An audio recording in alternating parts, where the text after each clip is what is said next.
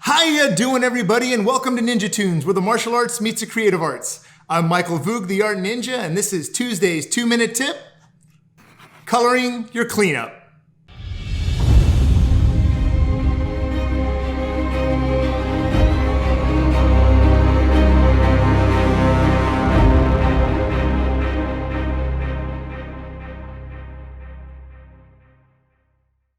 Well, I hope you've been enjoying these 2-minute tip Tuesdays. We started with 3 lines to draw anything, and then we went to sketch, not carve. Then we followed that up with shapes, volume, and contour. Then we had cleaning up your cleanup, and now we're gonna discuss coloring your cleanup. Now, I do want to emphasize that this lesson is not about color theory, but rather coloring technique.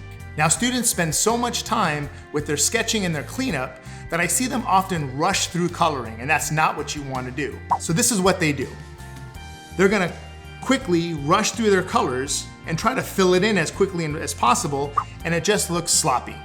So rather than rushing through it, take your time. Just like we do when we're sketching, we want to press lightly and we want to color all in one direction. Now, if you're right-handed, you would want to start from the left side of your screen, moving over to the right side, so that your hand does not smudge across your colors. And this technique applies to whether you're using crayons, markers, or colored pencils. As I mentioned while coloring Lightning McQueen, there's another technique. Once we filled in our space, coloring all in the same direction, it's a technique of crosshatch.